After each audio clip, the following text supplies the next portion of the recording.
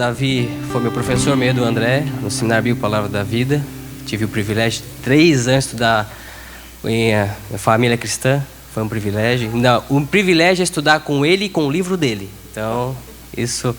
Mas eu quero dizer para vocês pais, vocês que estão aqui, que venham aproveitar esse privilégio de nós poder escutar, tirar profundas verdades. Mas não só escutar, mas que a gente venha inculcar, colocar na nossa cabeça e tentar colocar em prática. Não que é fácil, mas aquela luta distante de tentar e de buscar que faz a diferença. Vamos orar? Querido Deus, queremos te agradecer por esse privilégio de poder estar na tua presença. Mais uma vez aqui à noite, com o pastor Davi, sua esposa, Carosul. Que nós possamos, Pai, ser alimentado e poder colocar em prática aquilo que Ele tem de passar para nós. E que o Senhor possa falar no nosso coração. E nos confrontar, Pai. Mostrar qual é o papel de um pai, qual que é o nosso papel verdadeiro em nosso lar, na nossa casa. E que nós possamos colocar isso em prática, Pai. Para que nós possamos refletir a Tua imagem para os nossos filhos. Não que nós somos perfeitos, mas que eles possam ver a Tua imagem e a Tua graça em nossas vidas. É em Cristo que eu peço. Amém. Podem se assentar. Boa noite e paz do Senhor com todos. É difícil medir alegria. A nossa é muito grande. Poder estar com vocês nesta noite, em parte por causa dos nossos ex-alunos, na esperança de que talvez agora aprendam o que nós ensinamos lá. Mas é uma outra chance, né? Segunda época. O André e a Auriane eram colegas de turma da nossa filha caçula, que agora também é mãe de 2 meninos lindos, entre os nossos muitos netos. A minha esposa era professora do pastor André, da Auriane, de inglês. Ela até que aprendeu alguma coisa, mas ele só aprontava, deixava todo mundo rindo o tempo todo na sala de aula, até que ela tinha que me chamar para pôr ordem na casa. Mas como é gostoso, nós éramos vizinhos, né, na mesma rua, e tivemos o nosso tempo 3 anos também juntos. E nosso assunto nesta noite, acho que já pode projetar o nosso tema, a criação de filhos, não à luz do que Davi e a Carol pensam. Nosso achômetro, a nossa opinião, muito menos de experts na psicologia, sociologia, antropologia. Me perdoem os adeptos, mas eu decidi muitos anos atrás, em parte pela sobrevivência da nossa família, focar a palavra de Deus. O manual do fabricante do lar, que começa a falar, como veremos também na conferência, seminário dos casais, a partir de amanhã à noite. Deus começa a falar em Gênesis capítulo 1, sobre o propósito, o plano dele para a família. Ele não gagueja em todas as escrituras, e ele continua falando, usando a família como maior manifestação, reflexo, ilustração da sua própria glória, a família divina. Até Apocalipse 22, de capa a capa Deus está falando o plano dele, a vontade dele. Eu não preciso pescar em outros aquários, eu já tenho um aquário muito suficiente para a nossa vida, e é sobre isso que nós vamos falar, não de forma simplista. Não quero enfiar minha cabeça na areia, eu sei que a nossa luta é muito e muito grande nesses dias, quase de dar desespero. Mas Deus já falou que nos últimos tempos seria assim. Não é surpresa para Ele. E os princípios dele continuam nos norteando e funcionaram pela infinita graça dele na nossa família. E tem funcionado na família de vários de vocês aqui. Tem vários avós também presentes. Quem sabe aprende mais alguma coisa para praticar com os netos. Porque ser avô é quase como uma segunda chance para nós corrigirmos algumas coisas que erramos com nossos filhos. Vamos voltar nossa atenção de forma bem básica, de forma simples, aquilo que Deus fala sobre a criação de filhos. E esse subtítulo, pais, pastores. Talvez soe muito estranho para você. Talvez sua perspectiva é, não, os pastores são pagos para educar nossos filhos. Não! Os pastores são pagos para fazer o que nós estamos fazendo nesta noite, treinar a nós de como nós vamos pastorear os nossos filhos. Se você é mais esportista, pode mudar a metáfora. Eu sou atleta, eu era atleta, eu acho que eu posso dizer. E eu gosto da ideia do time familiar. E como pais, vocês são técnicos, treinadores de um time.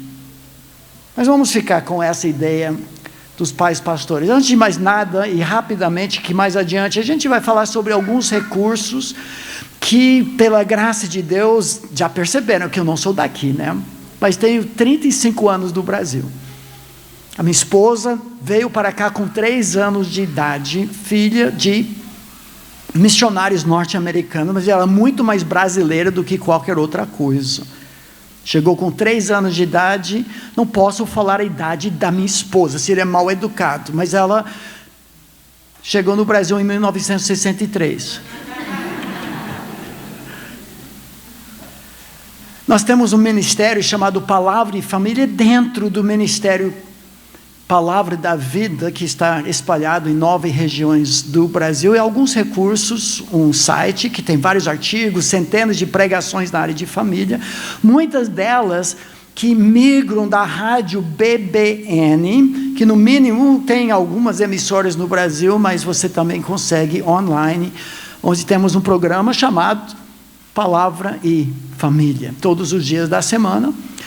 Conferências como essa, e o canal de YouTube, que nós vamos falar no final sobre alguns livros, e esse canal que tem mais ou menos 105 programas de 8 a 15 minutos de duração sobre educação de filhos. Você quer tirar doutorado em educação de filhos, tem 105 programas só sobre os mais variados assuntos, cabeludos até.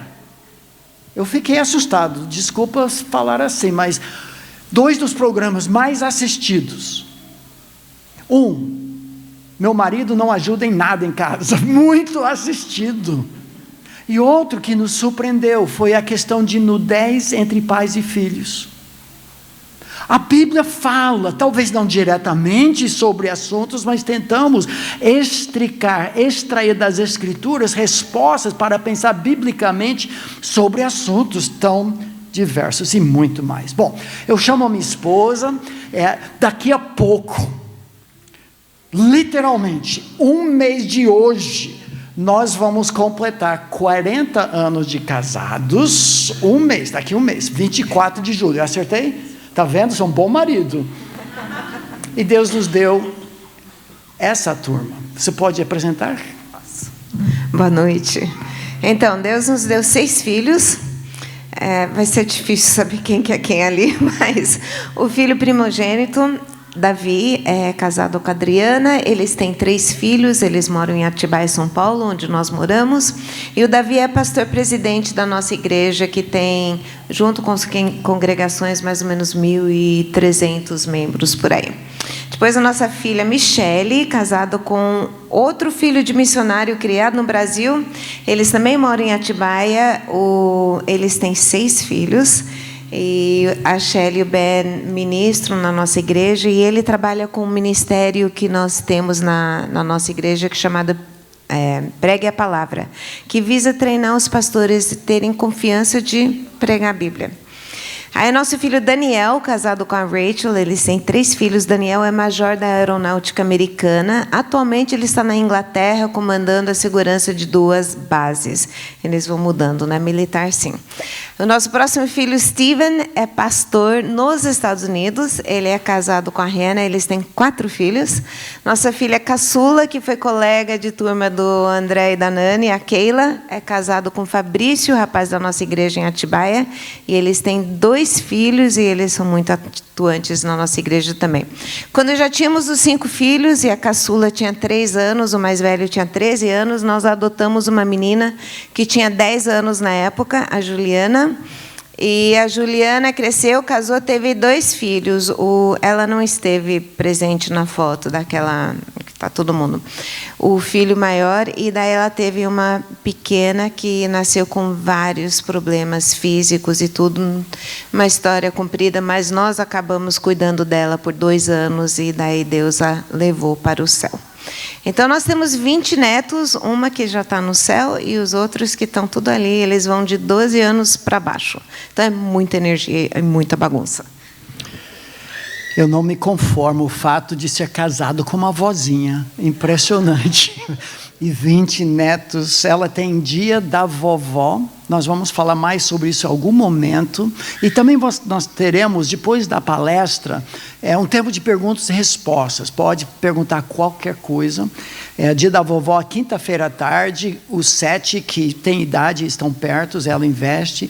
Mas também liga através de FaceTime, Skype e outras ferramentas para os que moram no exterior, tanto na Europa como nos Estados Unidos. Porque nós continuamos pastoreando e investindo nessas gerações. O problema, certamente, todos nós passamos por isso em algum momento ou outro, é que os filhos, mas podemos dizer também os pais, muitas vezes, estão fora de controle. Nós não sabemos fazer hoje, parece o bom senso bíblico que norteava outras gerações, a nossa jogou fora da janela. Princípios básicos, simples. Estamos engolindo teorias que vêm do mundo, não batem com as Escrituras. E qual o resultado disso? Pelos frutos os conhecereis. E nós percebemos frutos de caos, descontrole, espancamento, em nome de disciplina bíblica e muito mais. Todo mundo fala em deixar um planeta melhor para os nossos filhos. A pergunta é: quem vai deixar filhos melhores para o nosso planeta? Eu sei a resposta. Vocês? Nós. Vamos alcançar o mundo através da família. Esse foi o plano de Deus desde Gênesis capítulo 1. Criou Deus, pois, o homem, a sua imagem, a imagem de Deus o criou. Homem e mulher os criou. E Deus os abençoou e lhes disse: sede fecundos, multiplicai-vos, enchei a terra com adoradores do Deus verdadeiro em espírito e em verdade, para espalhar, expandir. Ixi, eu já estou pregando a mensagem de amanhã à noite. Voltem.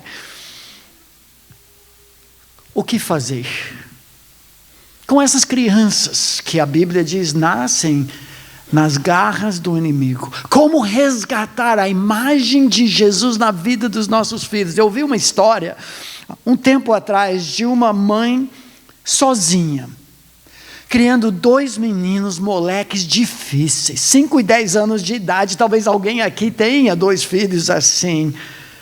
E a mamãe não sabia mais, ela tinha 2 empregos, tentando criar os filhos, e ela estava arrancando o cabelo para pôr ordem na sua casa e não conseguia, até que um dia ela descobriu que um novo pastor assumiu o ministério da igreja da esquina, encostada na casa dela, e esse homem, um homem grande, forte, voz grossa, em seus outros ministérios, corrigiu muitos meninos, crianças, delinquentes.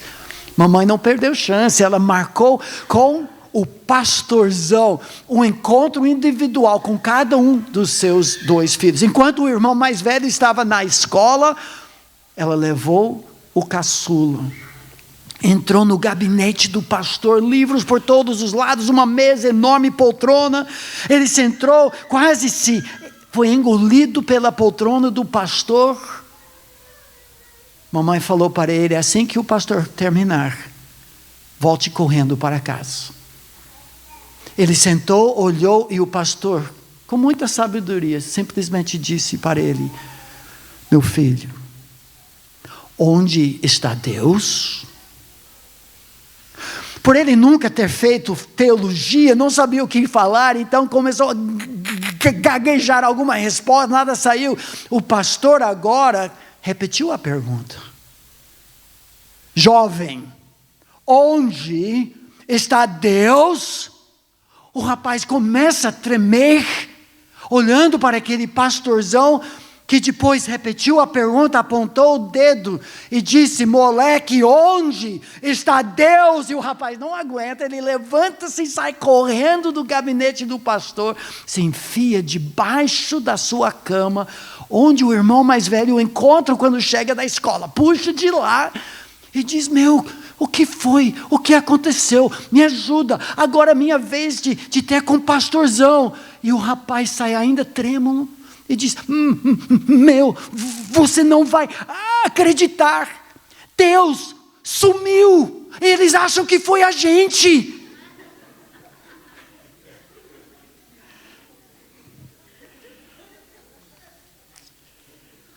Sabe qual é a boa notícia que nós queremos deixar com vocês, que tem nos ajudado muito? Deus não sumiu. A palavra dele não sumiu.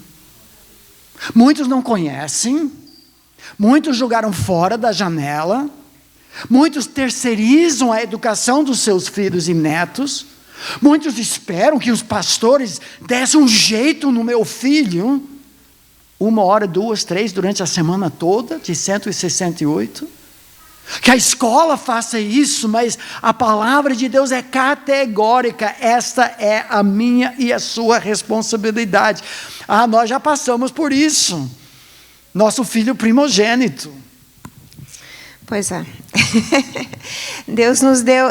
Ele, na verdade, ele era um menino muito bonzinho. Ele era muito tranquilo. Mas, de vez em quando, ele decidia e não tinha ninguém que tirasse da cabeça dele aquilo que ele queria fazer. Isso com 2 anos. E ele falava: não vou parar, não vou obedecer. Aí passava por uma disciplina, uma conversa e tudo, e ele: não vou parar, não vou obedecer. Às vezes isso durava tanto tempo que ele pegava no sono dizendo: não vou parar, não vou obedecer. E a gente, assim, pai de primeira viagem, pensando: e agora o que nós vamos fazendo? Nós estamos criando um delinquente. Nós já não vamos poder ficar no ministério porque ele vai nos desqualificar logo de cara. E a gente ligava, a gente morava nos Estados Unidos naquela época, ligava para os meus pais: o que a gente faz? Ele não obedece. Então a gente entende muito bem. Agora esse menino é pastor. Essas crianças que têm um gênio um pouco mais forte, eles acabam sendo líderes muito bons. Então, vale a pena, continue lutando. Ela falava: se alguns que eram teimosos assim, fossem algum dia torturados pela sua fé, eles não iriam se render nunca, porque não se rendiam. E nós precisávamos procurar princípios bíblicos, perscrutamos as Escrituras para a criação dos nossos filhos. E os desafios, cada criança é diferente. Eu acho que Deus faz isso para dobrar nossos joelhos mesmo, porque nós precisamos do Senhor. Não tem segredo, nós não compartilhamos fórmulas mágicas. Eu conheço famílias que têm 4 crianças que cresceram e amam o Senhor, e os pais eram alcoólatras, era briga em casa, tiros dentro de casa, e amam o Senhor. E outras famílias que parece que faziam tudo certinho, e os filhos decidiram não seguir a fé. Não tem fórmula, é graça sobre graça para todos nós, mas tem princípios. E o foco nosso não é polir fruto podre. O foco da palavra de Deus é alcançar o centro de controle das nossas crianças. Nosso alvo na educação não é mudança de comportamento, fazer um robô do nosso filho, mas mudança de coração, de dentro para fora. Mas isso começa com os próprios pais. Os filhos são o que nós somos. Claro que a graça de Deus pode romper com o passado, começar um novo legado, mas via de regra, os nossos filhos sobem ou descem até o nível espiritual dos pais. Que desafio para nós! o que a Bíblia diz. Leia junto comigo esse texto conhecido, um dos versículos-chave de Provérbios, que fala sobre esse foco cardiocêntrico. O coração da questão é a questão do coração. Não é controlar comportamento como um rato dentro de uma gaiola, de uma roda viva. Não, é coração. Leia junto comigo, juntos. Sobretudo, o que se deve guardar, guarda o teu coração, porque dele procedem as fontes da vida. Provérbios 4, 23. É o pai falando para o filho. Outro versículo em Provérbios 23, 26. Leia junto comigo. Dá-me, filho meu, o teu coração, e os teus olhos se agradem dos meus caminhos. O nosso desafio de início ao fim é trabalhar junto com o Espírito de Deus, junto com a palavra de Deus, para esculpir a imagem de Cristo na vida dos nossos filhos, para que a nova aliança transforme um coração de pedra em coração de carne, um adorador verdadeiro, como foi o plano de Deus desde o início. Não é controlar o filho enquanto está dentro do alcance do remoto. Porque uma vez que o filho já foge, já está lá na escola, já está lá fora de casa, na rua, na loja e outros lugares, eu não tenho mais pilha. Por isso nós temos que alcançar, transformar. Nós mesmos não conseguimos fazer isso, só Deus, mas nós colaboramos com Ele nesse processo. Para uma transformação interior do centro de controle. Antes de mais nada, eu quero que vocês entendam que nós não somos livreiros. Vários de vocês, inclusive quando estivemos aqui na região com conferência dos homens, alguns anos atrás, já tivemos aqui com o Ministério APEC também, não muito tempo atrás. Temos vários livros, 19 que estão lá embaixo. Nós não ficamos com nenhum lucro dos livros, tá bom? Então, trouxemos 4 malas, era o máximo. Nós tínhamos livro enfiado em todo lugar que você pode imaginar, porque normalmente saem todos, você tem grande desconto e tudo vai para missões. Então, nós não vamos ganhar nada, se compra ou não, mas são ferramentas. Pode falar sobre esta área de educação de filhos, 5 deles? 15 lições para a criação de livros foi escrito para grupos pequenos de casais que querem estudar um assunto, então é muito fácil de usar. Tem os objetivos, tem um quebra-gelo, daí passa, não precisa preparar, não é uma aula, é algo que vai aprendendo junto, que o casal pode estudar sozinho ou fazer num grupo, e então é muito fácil de estudar, são os princípios que Deus tem sobre criação de filhos. 151 reflexões sobre educação de filhos são todos os textos da palavra que nós achamos que tem algo a dizer sobre criação de filhos. Tem um versículo, uma explicação e uma aplicação. É uma leitura rápida para a mãe que tem 30 segundos para ler algo, então é esse o livro, tá? Que é bem curtinho cada princípio. O legado dos avós é para ajudar os avós que estão investindo nos netos. Então tem 13 capítulos daquilo que deveríamos repassar para a próxima geração. E daí tem 101 ideias de como fazer isso, como ter um tempo divertido com os netos. Tem até receita nesse livro. Aí tem o livro 101 ideias para o culto doméstico. Tem gente que fala, mas é coisa muito chata, culto doméstico.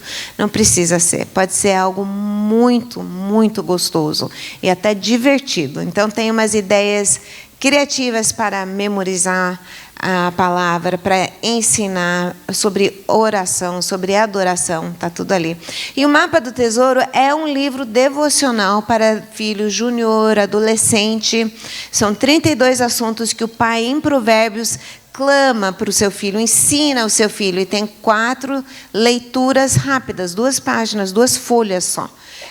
Sobre 4 leituras sobre cada um desses assuntos. Preguiça, amizade, dinheiro, sexo fácil, todos esses assuntos que o pai em Provérbios ensina para o seu filho. Muito bom. Agora vamos apertar o cinto e trabalhar o nosso assunto principal, pais pastores. Nós descobrimos, quando peneiramos, garimpamos na palavra de Deus, os textos que mais falam diretamente sobre isso, uma curiosidade. Eu não digo coincidência, mas as principais responsabilidades bíblicas dos pais correspondem quase um por um às principais responsabilidades da liderança da igreja, dos pastores. Um texto clássico que ilustra isso, pelo menos, que os pais são chamados para pastorear os filhos, como o pastor da igreja, é o texto de Atos 6. Atos 6 havia uma disputa porque viúvas estavam sendo esquecidas numa distribuição que a igreja, a família de Jerusalém fazia, mas os apóstolos não tinham tempo para fazer isso e pregar a palavra para milhares de pessoas. Então os 12 convocaram a comunidade dos discípulos, disseram: não é razoável que nós abandonemos a palavra de Deus para servir mesas, mas irmãos, escolhei dentre vós 7 homens de boa reputação, cheios do Espírito, de sabedoria, aos quais encarregaremos deste serviço. Mas note o final desse texto: quanto a nós, nos consagraremos. 2 grandes responsabilidades dos pastores do rebanho: a oração, intercessão, e ao ministério da palavra. Parece que os 2 estão bem interligados. Talvez uma oração que nós pastores fazemos para que a instrução da palavra de Deus encontre solo fértil no coração. Essas 2 responsabilidades são entre aquelas que nós encontramos na palavra de Deus, das responsabilidades dos pais: intercessão e instrução, junto com outra que é a intervenção. Nós entendemos o que nós chamamos o triângulo da sabedoria. Esses 3 fatores principais envolvidos no sucesso ou não da educação dos filhos. Podemos começar com a intercessão. Nós intercedemos, clamamos a Deus como pastores da igreja pelas ovelhas no nosso aprisco. Provérbios 16 deixa muito claro que é Deus que dispõe o coração, que o coração é como ribeiros de água na mão do Senhor, Ele que direciona, e nós intercedemos para que Deus alcance o coração dos nossos filhos. Mas a segunda responsabilidade é a principal da Bíblia: instrução. Intercessão nós fazemos o tempo todo e todo o tempo. Instrução enquanto os filhos estão conosco. O interessante que também o livro de Provérbios, que é o manual para treinamento doméstico da palavra de Deus. Deus nos deu um livro inteiro de instrução de pai para filho. Por isso escrevemos o livro Mapa do Tesouro, com foco em Cristo, para educar os filhos. O esboço do livro de Provérbios é muito fácil e nos ajuda também. Capítulos 1 a 9, o pai fala e fala, quase fica roxo de tanto falar, prega sermões para o seu filho, 23 vezes ao longo do livro, e principalmente em capítulos 1 a 9, o pai diz: filho meu, Beni, Beni, no hebraico. Ouça, presta atenção, escreve na tábua do teu coração, use como diadema da sua cabeça, não se aparte dos teus olhos. Beni, ouça, siga, obedeça. O pai é professor. Instrução 24/7. Todos nós, pais, somos professores pelo ensino e pelo exemplo. Mas é interessante, depois do capítulo 9, no livro de Provérbios, o pai não mais dá aquelas instruções de forma tão direta. O pai mostra a escolha do filho. Papai, mamãe, que já tem um filho, talvez, que se desviou do caminho, você que conhece pessoas da igreja, cuidado em não julgar. Você não sabe, de fato, o que aconteceu de intercessão e instrução ao longo dos anos. E todos os nossos filhos, em algum momento da vida, precisam decidir por si mesmos. Tem muito pai com culpa falsa. Fizeram igual o vizinho E seu filho com 24 anos decidiu o mundo das drogas. E você não entende, às vezes você clama e reclama contra Deus. Provérbios 10-31, você vai lembrar, são encruzilhadas. O pai para de pregar sermões para o filho e diz: o filho sábio alegra o coração da sua mãe. Desculpa, do seu pai. Mas o tolo é a tristeza da sua mãe. Ainda bem que é a mãe que se entristece. O homem fica, não é isso. É poesia hebraica. Os provérbios, a partir do capítulo 10, pelo menos até 15, são todos encruzilhadas. Implícito, pelo menos, filho, você tem que escolher. Agora, os pais influenciam na escolha do filho através de um palavrão. Disciplina. Nós fazemos de tudo, enquanto debaixo da nossa autoridade, no início, sim, Senhor, desculpa os que têm outra perspectiva, mas o que funcionou da forma bíblica foi uma disciplina corporal nos primeiros 5, 6, 7 anos de vida, cada vez menos necessária, ou melhor, de vez em quando mesmo depois disso, talvez precisasse também, para depois usar outros métodos, uma dor homeopática, podemos dizer, artificial, de privação, de privilégios retidos, e assim por diante, para que o filho fuja da dor. A dor é dom de Deus. A intervenção dos pais é para tirar o filho do caminho do mal e trazer de volta. Essas são as 3 principais responsabilidades do pai pastor. Do pastor do rebanho e dos pastores da família. E vocês vão gravar isso para nunca mais na sua vida esquecer. Eu vou voltar daqui a 40 anos. Acho que eu não tenho tudo isso, né? Tudo bem, 39 anos. E você ainda vai lembrar disso, porque nós vamos fazer isso com gesto e símbolo. E depois vamos trabalhar principalmente as primeiras 2, e provavelmente no tempo de perguntas e respostas, trabalhar mais a terceira. Faça comigo então, a primeira responsabilidade é intercessão. Não sei exatamente por que ensinamos nossos filhos a fazer isso, mas apontando para seu Deus, lembrando só Deus. Fale comigo, intercessão. Muito bom. Instrução. Hoje tem escolas, teorias pedagógicas. A minha esposa fez pedagogia na faculdade, que ensinam que o filho é o loco, o foco, o centro de toda a sabedoria. Então nós apelamos: filho, como você quer aprender? O que você quer aprender? Que bobagem! Sabedoria deve residir nos pais. E nós temos que direcionar, filho, esse é o caminho em que você deve andar. Porque deixado por si só, o filho vai se desviar do caminho. Essas teorias não batem com a palavra de Deus. Instrução, fale comigo. Instrução.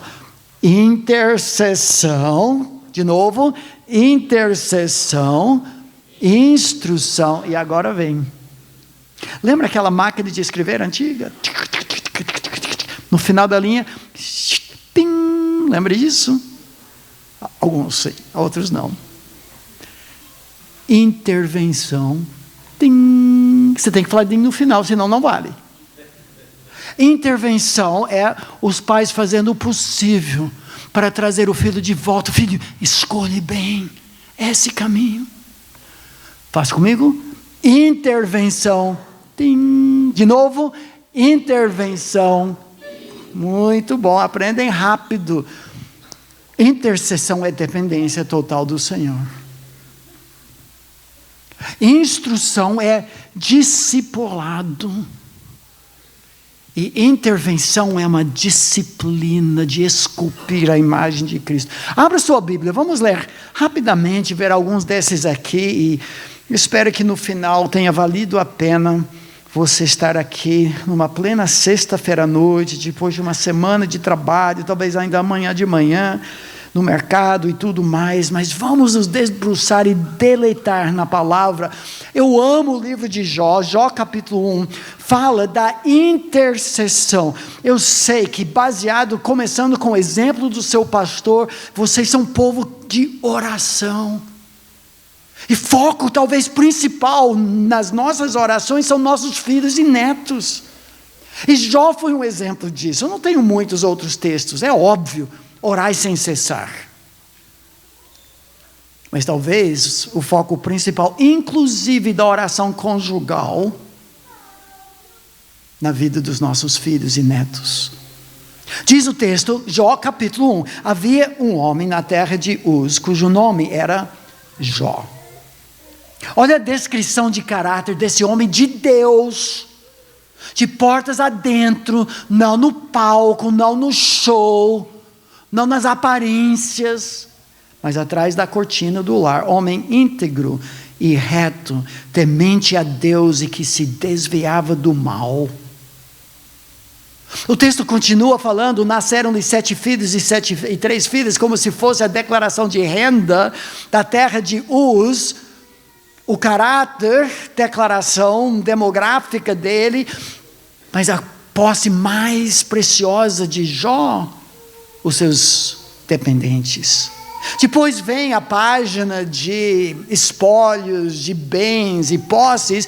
Possuía 7.000 ovelhas, 3.000 camelos, 500 juntas de bois e 500 jumentas. Era também muito numeroso o pessoal ao seu serviço, de maneira que este homem era o maior de todos do Oriente. Mas olha o versículo 4. Para nós entendermos o que um homem reto, temente a Deus, que se desvia do mal, não se conta sobre Jó na plataforma, na regência, na entrega de folhetos em Uz. Fala da família.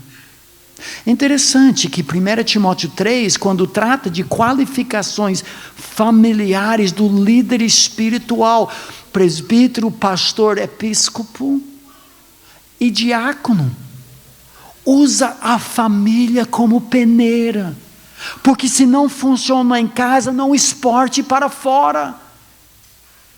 Olha o versículo 4, diz assim: seus filhos iam às casas. Se os filhos têm casas, já são casados. Uns dos outros faziam banquetes, cada um por sua vez, um rodízio talvez de aniversário, de churrasco, de festa. E mandavam convidar as suas 3 irmãs. Numa sociedade patriarcal, as irmãs já pertencem à família do marido, mas elas não se veem por fora dessas festas. Precisam trazer toda a turma de volta. Tem um bando de gente, um monte de criança, netos correndo no pedaço. É festa e alegria. Papai Jó e sua esposa fizeram algo bem. Comeram, beberam com eles, mas olha o versículo 5. Esse é o versículo que nos interessa.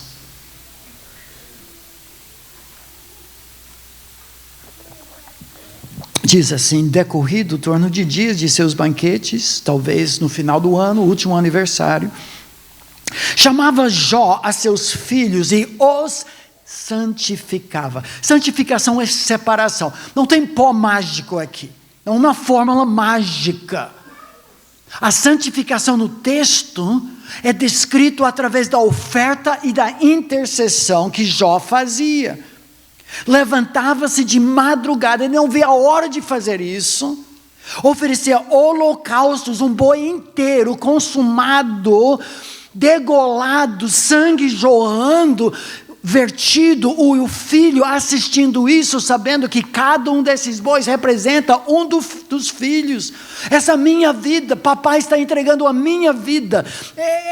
Esse cheiro agradável sobe às narinas do Senhor em meu lugar.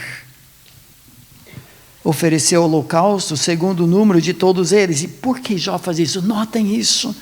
Pois ele dizia: talvez, eu creio que papai Jó não via nada escancarado, nada ousado dos filhos, senão ele teria chamado ao lado: Lucas, por favor, não fale com Pâmela desse jeito. Você não viu o papai falando com a mamãe assim?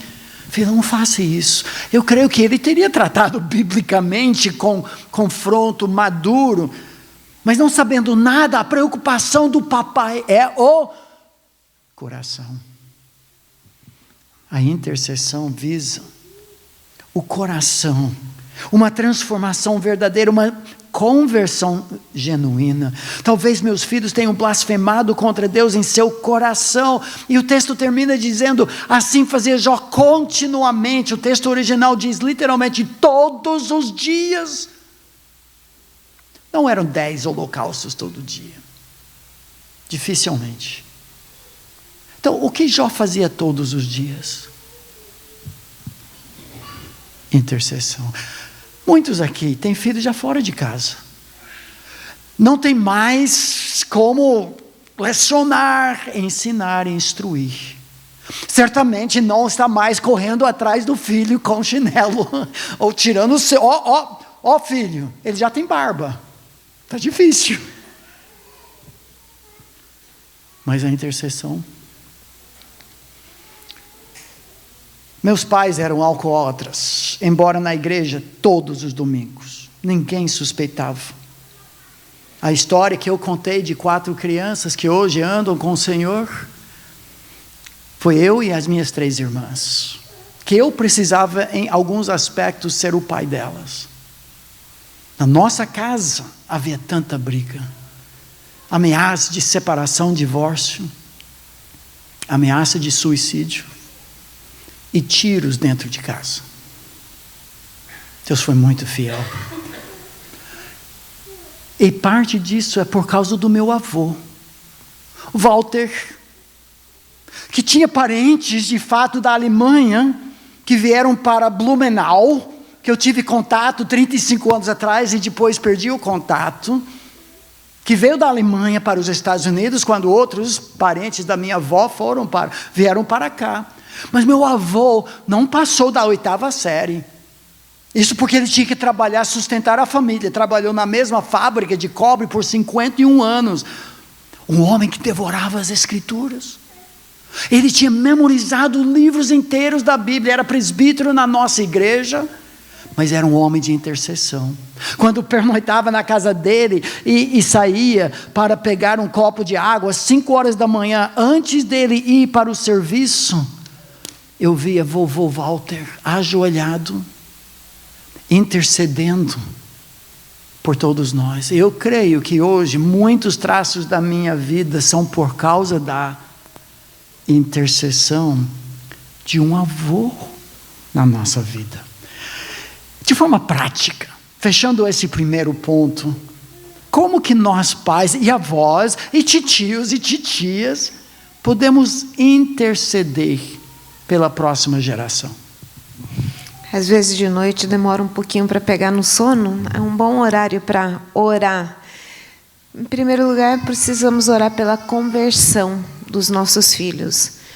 Se o coração dele não for convertido, se ele não for entregue a Cristo, então já estamos perdendo a batalha. Então, primeiro pedido, conversão genuína do nosso filho. Depois o caráter, que o nosso filho a cada dia cresça mais e mais parecido com Jesus, que o caráter dele seja igual ao de Cristo. É sobre a futura carreira dele, que não seja apenas um emprego, alguma coisa para fazer, mas que aonde ele for, que ele seja um cristão de tempo integral, que ele veja isso como uma vocação de estar no lugar onde ele possa brilhar e mostrar Cristo para as outras pessoas. E para o futuro casamento, porque a esposa, o marido do nosso filho vai fazer ou vai quebrar o nosso filho ou nossa filha. É muito importante que ele tenha um casamento sólido, baseado na palavra de Deus também. Obrigado. Além disso, é seu genro, sua nora, que provavelmente vai escolher o asilo em que você vai ficar. Então é bom escolher muito bem e orar por isso. Gente, já seria suficiente para nós. Já temos bastante desafio. Eu tenho, em termos dos meus filhos e dos meus netos, mas tem mais. Vamos trabalhar mais um aspecto e depois a gente tem um tempo de perguntas e respostas. Mas esse aqui é o mais importante de tudo. A ênfase da palavra de Deus, do papel dos pais, pastores, professores. Instrução. Já vimos o quê? Intercessão. Todo mundo. Se você não fizer o gesto, eu vou chamar você aqui, você vai cantar o hino nacional da Guatemala. Ok? 1, 2, 3. Intercessão, instrução. A ideia, em Provérbios 1 a 9, nós vamos chegar lá, mas daqui a pouco, é que os pais tornam a sabedoria bíblica atraente, água na boca. Os pais vendem o peixe chamado sabedoria aos seus filhos. Eu gosto da analogia do que muitos de nós fizemos ao ensinar um filho a andar de bicicleta. Quantos de vocês já fizeram isso? Ensinou um filho, neto, alguém a andar de bicicleta. O que a gente faz? Depois de tirar as rodas de treino, para dar equilíbrio, vamos para um lugar seguro, apontamos o caminho, seguramos a bicicleta, filho, reto toda a via. Começamos a andar, pai, não solta. Não, filho, só quando você está pronto. Começamos a andar um pouco mais rápido. De repente percebemos, está segurando bem, nós soltamos um pouco, cambaleia um pouco, nós pegamos de novo, quase não percebe, um pouco mais, soltamos um pouco mais, e logo o filho está andando. Nós não fazemos isso com criança de 18 meses, eu espero que você não faça isso com filho de 18 anos, ou 40, que hoje, uma das questões que temos que lidar, são filhos adultos que nunca saem de casa. Não que é errado filho morar na casa dos pais, e tem vários motivos por trás disso, mas é a casa dos pais, esse é outro assunto. Nosso alvo é soltar o filho, ser intencional, progressivo, culminando na independência do filho, que tem o mesmo norte que nós temos, a palavra de Deus, a pessoa de Deus, com foco em Cristo. Agora, como fazemos isso? Qual é o assunto da instrução? Em uma palavra, é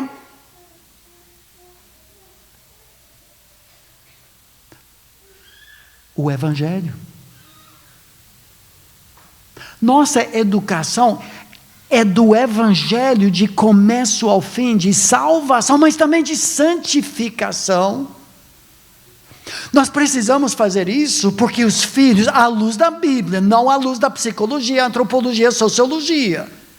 Porque para eles o seu filho é maravilhoso, o problema é você. O problema é o ambiente. Cabe a você controlar o ambiente, o seu filho vai ser um sucesso total. Negativo, a Bíblia diz o contrário. Os filhos nascem tortos, precisam ser ganhos para Jesus. Escute esses versículos. A estultícia, pecado, está ligado ao coração da criança, mas a vara da disciplina, e que é isso? Afastará dela? Como tirar a natureza pecaminosa do filho, através da nossa música predileta em casa, que era 3 varadinhas só. Como? Não escrevendo, tatuando, através da vara, João 3,16 do bumbum do filho, não é isso. A ideia é que a disciplina, uma dorzinha, que faz acordar, aponta o coração, filho, você precisa de Jesus. Eu nasci na iniquidade, diz Davi, em pecado me concebeu minha mãe. Não foi o ato que o gerou que era pecaminoso, a Bíblia ensina o contrário. Mas desde o momento de se tornar gente, fertilizado no ventre, a natureza pecaminosa nos acompanha. Salmo 58, mais duro ainda, desviam-se os ímpios desde a sua concepção, nascem e já se desencaminham, proferindo mentiras, tem peçonha, veneno, semelhante ao veneno da serpente, são como a víbora surda que tapa os ouvidos, para não ouvir a voz dos encantadores, do mais fascinante encantamentos. Hoje nós temos mais pais preocupados em inflar a autoestima, a autoimagem do seu filho, que vão cambaleando para o céu com peito estufado que nem para o inferno com o peito estufado, cheio de si mesmo e muito confiantes, seguros e perdidos. Não é rebaixar, não é isso que nós estamos falando, longe disso, mas apontando para o filho, sua necessidade. Quem faz isso? Pastor Lucas? Também. Com Helena? No ministério infantil? Mas algumas horas só. Esse processo não pode ser terceirizado. Nós estamos refletindo através do espelho da palavra para os nossos filhos, a natureza do coração para que precisem de Jesus. Efésios 6 é clássico quando diz vocês pais, o termo, interessantemente, homens, é o termo masculino na língua grega, pateres, não papai e mamãe. Isso Efésios 6:1 diz, filhos, obedecer a vossos pais, o termo genérico. Agora volta a atenção para o pastor da família, o sacerdote do lar. Não provoquem seus filhos a ira, não criem um caminho em que pecado é fácil, mas criem-nos um termo de ternura, afeto, tempo de quantidade, qualidade, luta livre no carpete do apartamento, tempo no parque, pesque e pague, chá de bonecas com a sua filhinha, mas também na disciplina e a admoestação do Senhor. Ele é o nosso norte. Talvez a parte mais importante desta noite, eu deixo para minha esposa, porque ela é tão linda, mas tem tantos anos de experiência, de prática. Como alcançar o coração do filho? Precisamos manter o alto padrão de santidade que Deus nos deu. E vocês vão concordar comigo, né? Em vários lugares na Bíblia, sede santo, como é o vosso Pai Celeste. É um padrão extremamente alto. Não sei se alguém já atingiu essa meta. Bom, o padrão de obediência bíblica que nós precisamos ensinar para os nossos filhos também é extremamente alto. Porque a obediência bíblica tem 3 características. Em primeiro lugar, ela é imediata. Isso significa que você fala uma vez em tom normal de voz e o seu filho deveria obedecer. Vocês lembram quando Deus tirou o povo do Egito, o povo de Israel? Eles saíram do Egito, atravessaram o deserto, chegaram prestes a entrar na terra prometida. Deus falou para subir e possuir a terra, que Ele estaria com eles, só que eles ficaram com medo. Falaram, não vai dar, gente, nós não vamos conseguir. E não obedeceram. Deus falou, então agora a disciplina... Fica mais 38 anos agora aqui, passeando no deserto. Aí fizeram igual nossos filhos, com o nosso agora vem a disciplina. Não, agora eu vou, agora eu faço. Eles fizeram assim, Deus falou, não. Falei uma vez, não obedeceram disciplina. A segunda característica é que a obediência bíblica ela é inteira, é por completo. Se você deu uma tarefa, é para fazer de uma forma completa, seja limpar o quarto, seja comer o que está no prato, é para fazer tudo. Lembra quando Deus deu uma ordem para o rei Saul, que era para ele acabar, destruir por completo os amalequitas? E ele fez quase tudo, poupou o rei, poupou o gado, né, para sacrificar a Deus e tudo. Ele teve uma ideia melhor. Só que Deus não aceitou isso como obediência. Foi suficiente para ele tirar o reinado do rei Saul. E a terceira característica é mais difícil ainda, porque a obediência bíblica é interna, é do coração, é com a atitude correta, com um sorriso no rosto. Lembra que Jesus falou, este povo me louva com seus lábios, mas seu coração está longe de mim? Bom, você olha para isso e fala, bonito, né? Se acontecesse isso em algum lugar, seria até que muito bom. Mas será que existe? Será que em algum lugar fora o paraíso isso acontece? E nós estamos aqui para dizer para vocês, isso daqui não é difícil. É impossível. É impossível. Você consegue obedecer dessa forma? Eu certamente não consigo. Então nós, como adultos que temos um pensamento lógico, pensamos assim: o que adianta eu exigir algo do meu filho que é impossível? Então nós pegamos o padrão que Deus colocou lá no alto e nós diminuímos até uma altura em que nossos filhos conseguem. Então eu falo uma vez, eu falo uma segunda vez, estou contando, 1, 2, 3, e o filho meio que vai, né? E a tarefa era de limpar o quarto, e ele fez a maior parte. Ficou um brinquedo embaixo da cama, ficou uma roupa atrás da porta, mas já está bem melhor do que estava.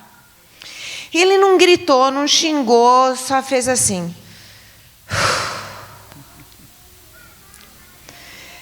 E eu aceito isso como se fosse obediência, porque afinal está bem melhor do que as outras crianças do meu prédio, do meu bairro, da igreja.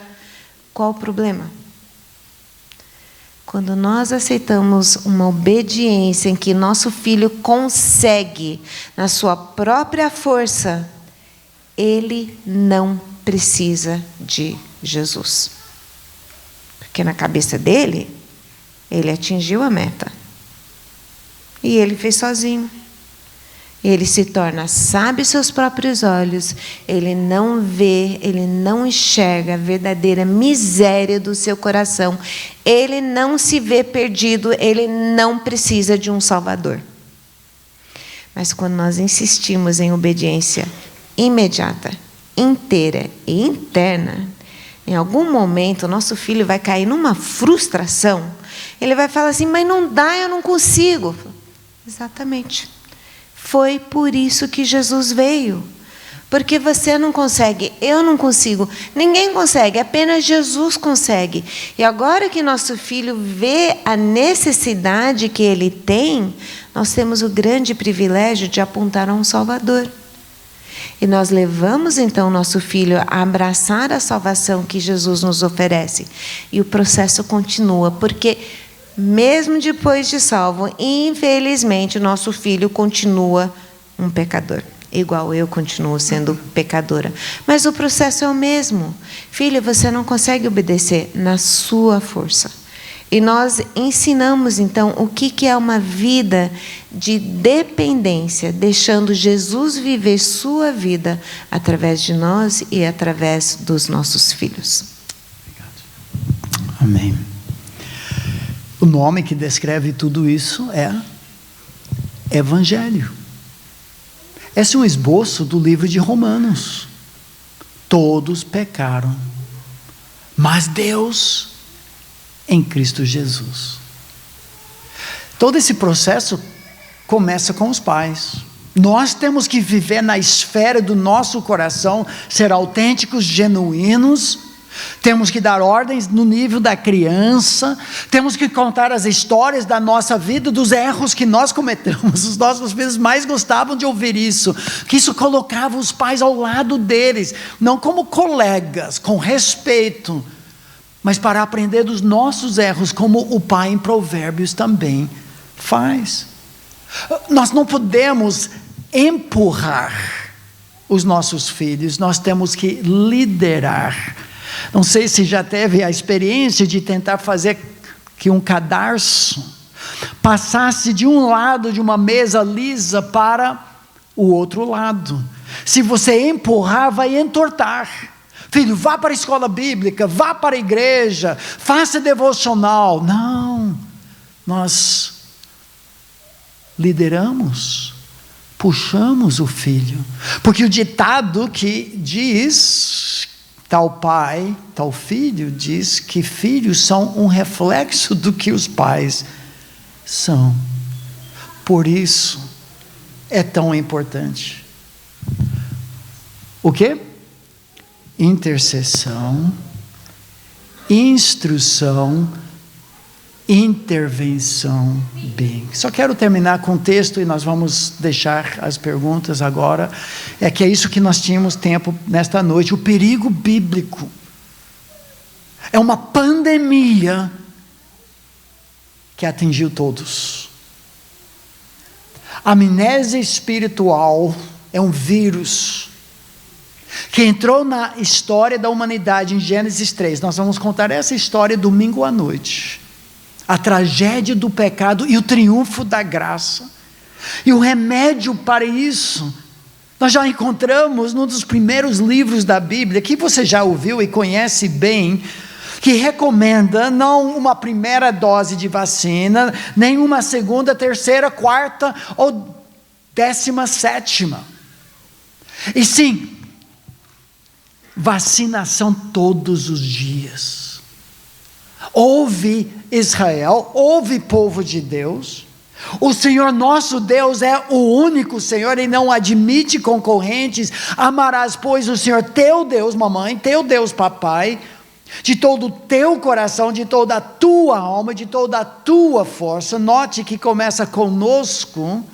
Essas palavras que hoje te ordeno estarão no teu coração e tu as inculcarás a teus filhos.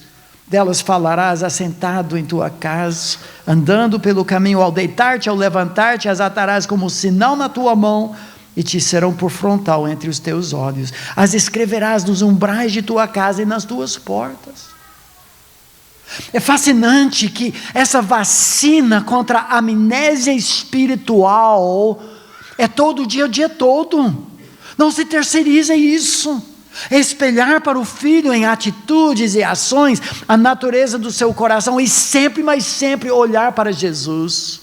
Se só esfregar o rosto do seu menino na lama do seu pecado, você faz o trabalho do diabo. O diabo é o acusador, ele faz isso dia e noite. Não, nós mostramos, mas a diferença, não só culpa, mas graça. Esse ensino bíblico é formal, tu as inculcarás, é catequético, é sistemático, é memorização de versículos, mas é informal, talvez a ênfase maior, usando lições objetivas, coisas que você assiste enquanto leva o filho para a escola. Filho, está vendo aquele homem caído na sarjeta? Ele bebeu a noite toda. Filho, eu sei que não é para olhar, mas está vendo aquela mulher na esquina? Ela está vendendo o corpo dela. Isso não se faz, filho, usando a vida. Está vendo aquela construção mal acabada? Tem a árvore crescendo no meio. É porque a pessoa não planeja. E princípios bíblicos o tempo todo. Ensino simbólico, usando quadros, versículos pendurados na geladeira, no espelho, dentro do lanche que leva para a escola ou para um piquenique. Essa é vacinação que vale para toda a vida. E faz parte dos fatores principais que nós aprendemos nesta noite. E vamos agora dialogar um pouco em perguntas e respostas. Eu espero. Terceiro, nós vamos ter que deixar para outro momento. Talvez esses dias, talvez outra vez. Primeiro lugar, faça comigo. Intercessão, instrução e intervenção. Pim. Pastor Lucas,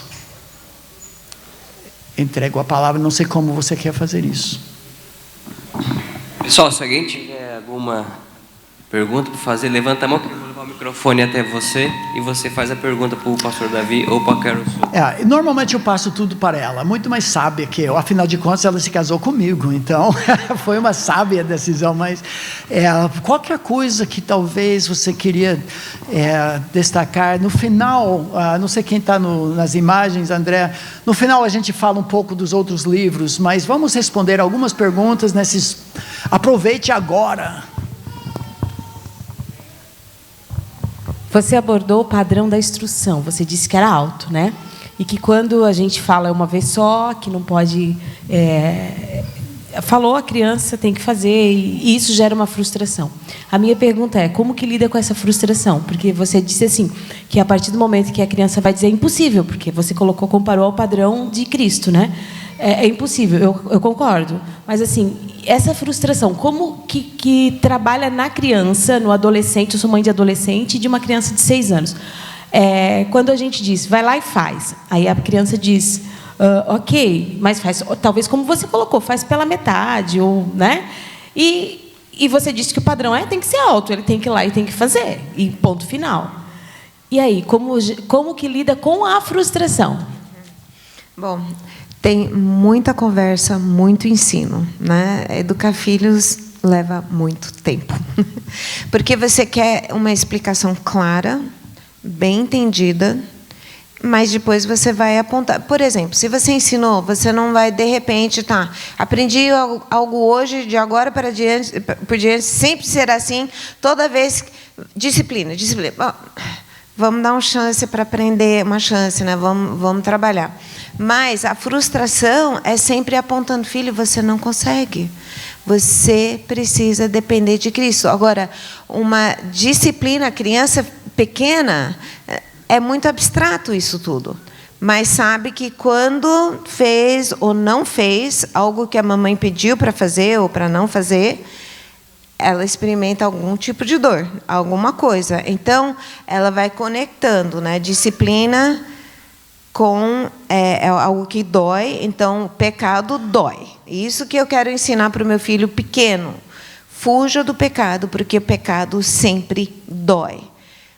O filho vai crescendo e a gente vai explicando, vai mostrando, dialogando, falando, olha, a natureza nossa realmente sempre vai escolher o errado, sempre vai para aquele lado. E você, na tua força, você vai para aquele lado. É na dependência de Cristo. Então, ensinar o que é uma oração. Jesus, eu quero falar aquela palavra, segura minha língua. Ou Jesus, eu quero brigar com meu irmão, me ajude, me dê paciência. Ensina, é muito ensino. Além de Efésios 6:4, que diz, não provoqueis os vossos filhos a ira. Isso não significa que pare de disciplinar porque o filho está ficando irado.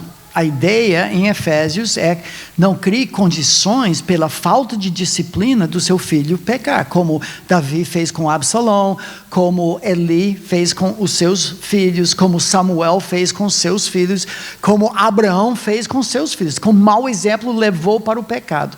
Mas Colossenses 3:21, texto paralelo, diz, pais, não irriteis os vossos filhos para que não fiquem desanimados. Acho que aqui nós temos um cuidado.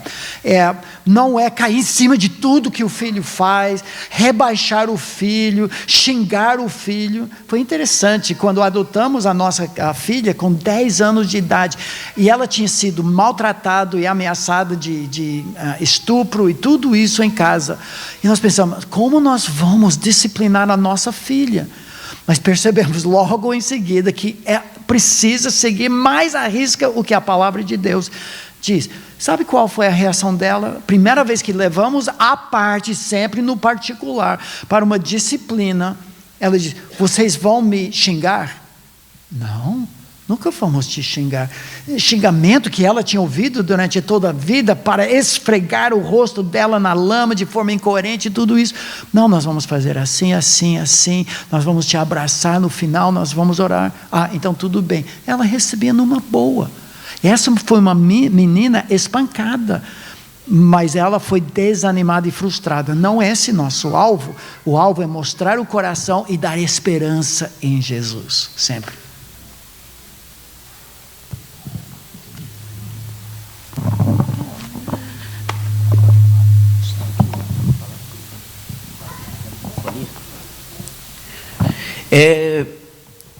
Mais como um conselho aos pais para intervenção entre tantos assuntos que se aborda com os filhos, é sobre o tema sexualidade.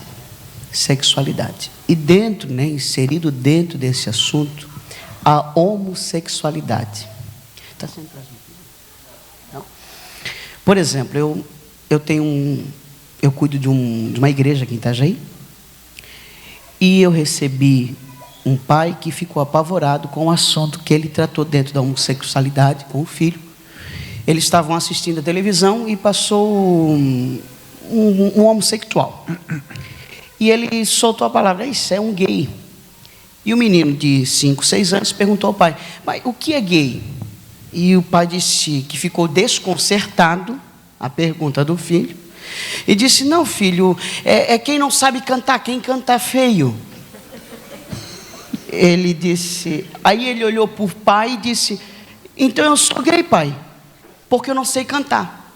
Então, é uma pergunta, mas qual é o aconselhamento, que etária que nós pais podemos inserir este assunto? Ok, é o assunto da hora.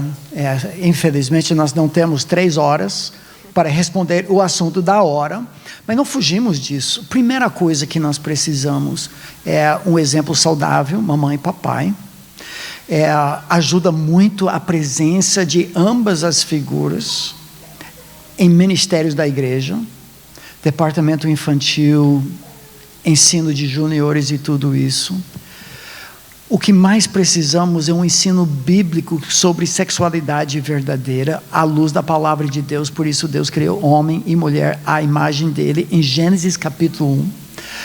Mas quando tratamos de assuntos mais sensíveis, os 2 princípios. Primeiro, nós temos que chegar antes do professor e antes do colega e antes do entretenimento. E o segundo princípio é não dar mais informação do que o absoluto necessário naquele momento. Então, exige muita sabedoria, e se não tem, nós temos que buscar. Tem bons recursos, tem liderança, pastores que nos orientam. Eu não quero dar para meu filho imagens, ideias que são além da capacidade. Eu quero responder às perguntas que ele tem. Eu não vou usar termos pejorativos, chulos. Eu vou usar termos corretos, que descrevem o que está acontecendo. Pode contar aquela ilustração que ouvimos uma vez, que eu acho que responde um pouco essa pergunta de forma genérica. Foi um pai que a filha pequena fez uma pergunta dessas, né? E ele olhou para ela e falou assim: filha, vai lá na garagem, pega a minha caixa de ferramentas. Ela, o quê? Ele falou: traz para mim minha caixa de ferramentas. E ela falou: pai, eu não consigo, é muito pesado isso para mim. Aí ele falou: então, esse assunto é muito pesado para você. Um dia eu vou te responder, quando você tiver idade, ou quando você tiver maturidade, eu vou te responder, mas agora não. Então nós precisamos ter muita sabedoria. O que a gente falava com os nossos filhos, que este assunto sobre sexualidade era apenas conversado conosco. Porque nós iríamos sempre falar a verdade para eles. Eu não tenho a mínima ideia do que as outras pessoas vão falar. Então, se eles estavam num grupinho de amigos e começava a surgir o assunto, era para eles saírem de perto.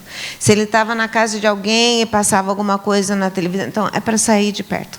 Isso daí é só conosco, porque nós vamos falar a verdade. E vamos falar apenas o necessário para tirar a dúvida e sem dar detalhes demais, se eles não têm idade para lidar com isso. Quando consegue falar sobre esses assuntos com seu filho desde cedo, você se torna o maior amigo do seu filho. Ele tem confiança. Papai e mamãe vão falar a verdade, vão falar o que é certo. E muitos de nós fomos educados pelos nossos colegas, estava tudo errado, eles não sabiam nada.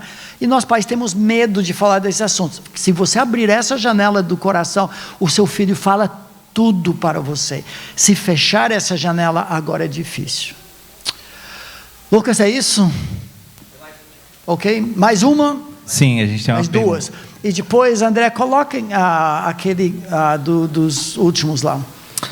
Olá, boa noite. Então, eu e minha esposa, nós temos uma menina de 2 anos e meio e um menino de 10 meses, né? Eu tive uma criação totalmente diferente com relação à intercessão mesmo, a questão de disciplina. Experimentei todos os tipos de couro, chinelo, e já minha esposa foi totalmente diferente. Ela nunca levou uma repreensão com relação à correção física mesmo, né? Então, tem horas assim que eu já sou, com base no que eu passei, aplica a correção e ela já acha que é demais, mas ao mesmo tempo a mão que abençoa ela, não quero que seja a mesma mão que repreenda ela. Então eu queria entender de vocês assim, um exemplo de correções que vocês fizeram com os filhos de vocês, para que a gente possa aplicar nesse sentido também, alguma instrução nesse sentido, porque a gente tem um pouco de divergência nessa área, entende? O importante é que os dois estejam na mesma página. Tá? Não adianta rachar o casal por causa de uma briga sobre disciplina. Então, o importante é os dois estarem na mesma página sobre isso. Eu vou contar como se fosse algo que aconteceu em casa muito tempo atrás. Vamos supor que eu pedi para minha filha fazer algo. Então, pequenininha, 2, 3 anos, talvez. Eu vou dar uma ordem, eu vou dar olho no olho, eu não estou na cozinha gritando para ela que está no quarto. É olho no olho. Filha, eu quero que faça tal. Eu espero uma resposta, tipo, sim, mamãe, ok, tudo bem. E isso comunica para mim. Eu ouvi, eu entendi, eu vou fazer. Tá. Aí vamos supor que não aconteceu, desobedeceu. Chama a filha. Filha, que foi que a mãe pediu para você fazer? Tal, tal e tal. Tá bom. Realmente, eu verifiquei, ouviu, entendeu. Você fez. Agora, eu estou dando uma chance para ela, porque, vamos supor, ela estava para fazer, o pai chegou, chamou, e ela não tinha como atender as duas pessoas. Eu não quero presumir, desobedeceu. Mas vamos supor, está falando, ela, não, eu não fiz. Ok, está tudo certo, ela sabe, eu sei, ela desobedeceu. Nessa hora, nós pais somos muito criativos em pensar em 1000 razões por que eu não preciso disciplinar o meu filho, porque a gente não gosta de disciplinar. A gente não gosta de pegar numa vara, a gente não gosta de trazer dor, é difícil. Então, para mim, eu fazia assim, eu falava, o que acontece quando você desobedece? Aí já saía da boquinha dela, eu preciso apanhar. Já sabia. Bom, agora eu já não tenho mais saída, porque já saiu da boquinha dela. Então, nessa hora, nós vamos para um lugar particular, porque é para restauração, a correção não é para passar vergonha, não é para nada disso. Então, eu deitava na cama, segurava a mãozinha, porque eu não quero, o instinto, né, colocar a mãozinha para trás, eu não quero bater na mãozinha. Eram 3 varadas que eu provava na minha colcha antes para saber, isso arde, mas não fere. Isso é para trazer uma dor, não é para machucar. Nós fazíamos 3, porque se for uma só, a tentação vai ser de dar com mais força do que necessário, né? Mais do que isso também você vai. Eram 3, depois a gente pede para pedir perdão, mas no tempo deles. Então, quando você estiver pronto para pedir perdão, você pede. Porque tem uns que você nem pegou na vara, já estão pedindo perdão, chorando, tudo mais, né?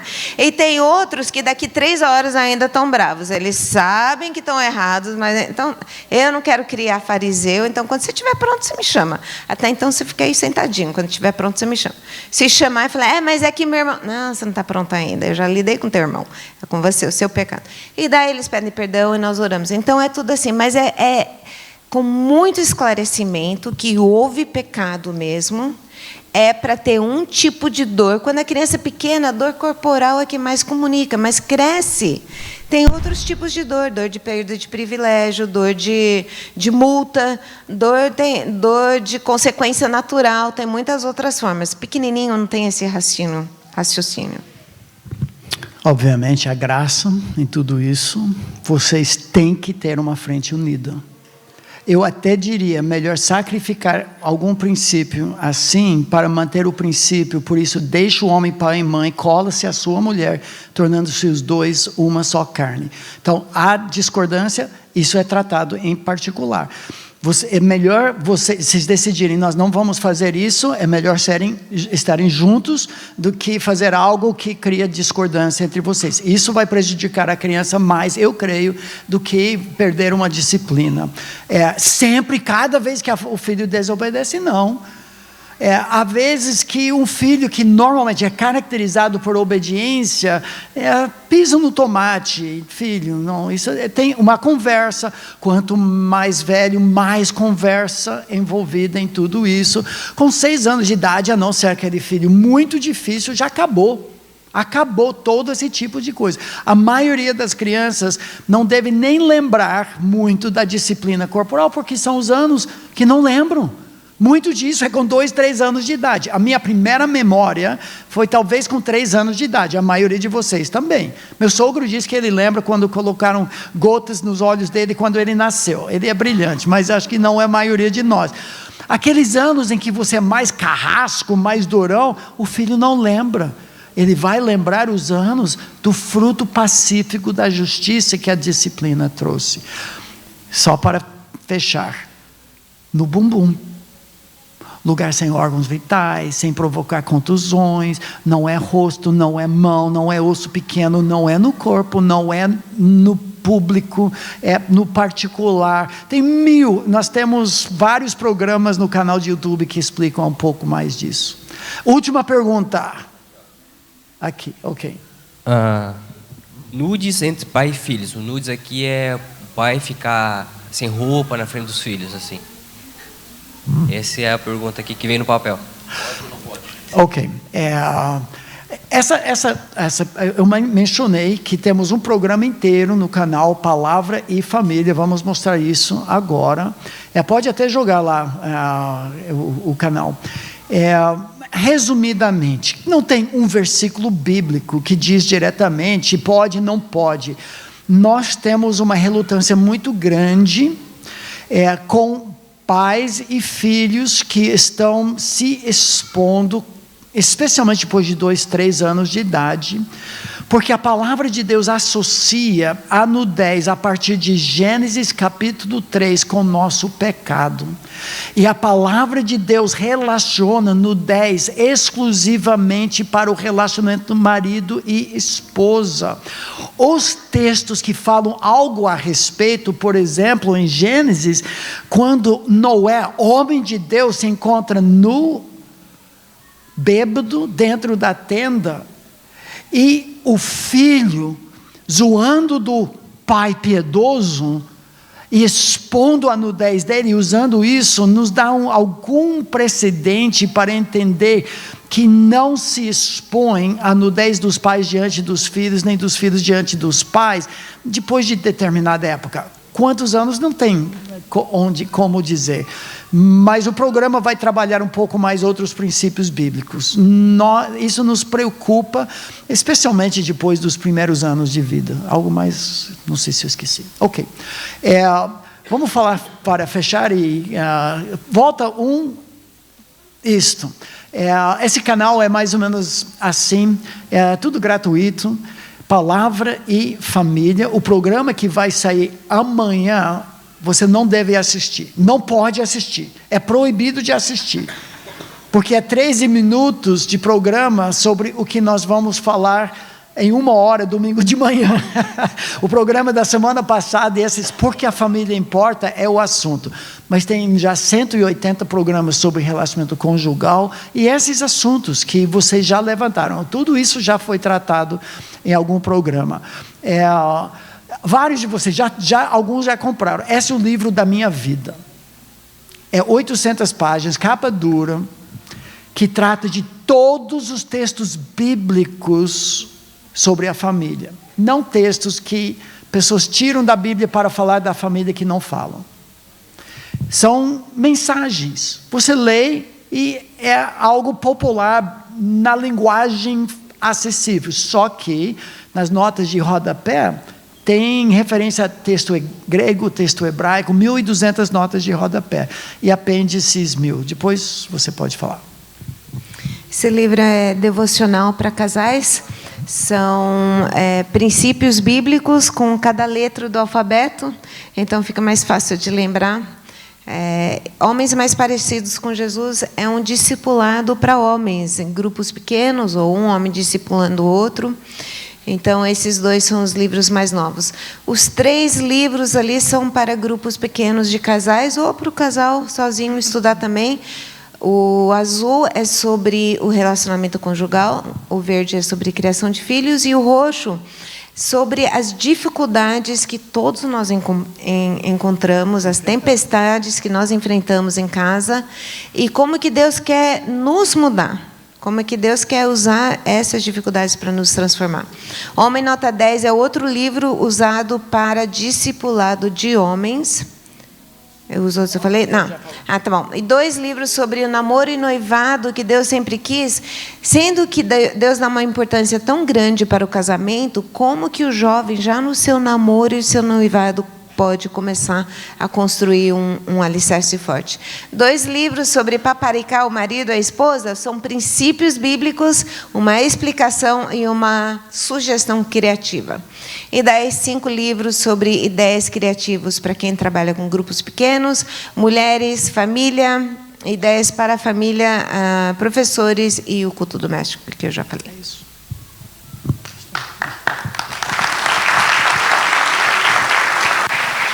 Amém.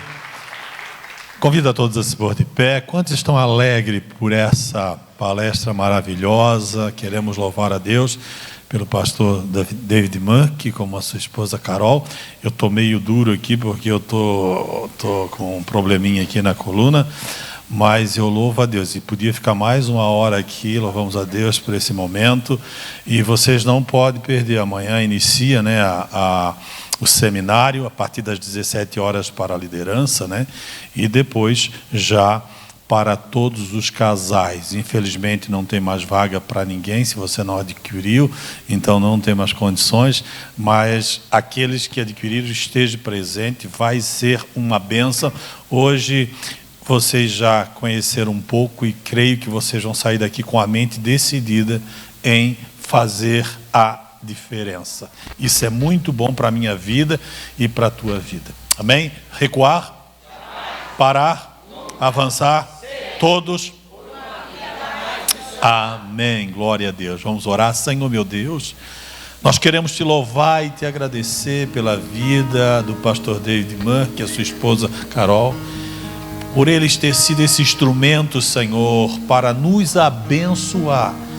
Nós queremos te louvar e te agradecer e queremos colocar, Senhor, tudo aquilo que aprendemos em prática, porque temos um lar onde tu nos colocasse como sacerdote, nós temos uma família, Senhor, para impactar essa cidade, esse bairro, Senhor, esse vizinho, essa vizinha. Por isso, Senhor, muito obrigado por essa oportunidade. Queremos aprender mais, Senhor, porque sabemos que a nossa família, Senhor, pode fazer a diferença, irá fazer a diferença, porque tu nos chamasse para isso. Por isso, Senhor, nos ensina que esses dias que estaremos aqui, Senhor, tu venha, Senhor, abrir o nosso entendimento, nos dá clareza para que tudo aquilo que o teu filho, Senhor, foi preparado para esse momento, Senhor, venha semear no nosso coração, porque nós queremos frutificar, Senhor. Muito obrigado. Nós te louvamos e te agradecemos em nome de Jesus. Amém. Glória a Deus. Pastor Paulo, eu vi o pastor Paulo entrar por aí, não saiu já? Já saiu? Então, os irmãos já têm o cronograma, os horários tudo certinho, amanhã tudo certinho? Certinho, amém? Glória a Deus. Vamos se colocar em pé. Que a graça do nosso Senhor Jesus, o amor de Deus e a comunhão com o Espírito Santo seja com todos vós. Amém. Estamos despedidos. Os irmãos podem descer ali. Tem o livro, pode ser autografado também. Creio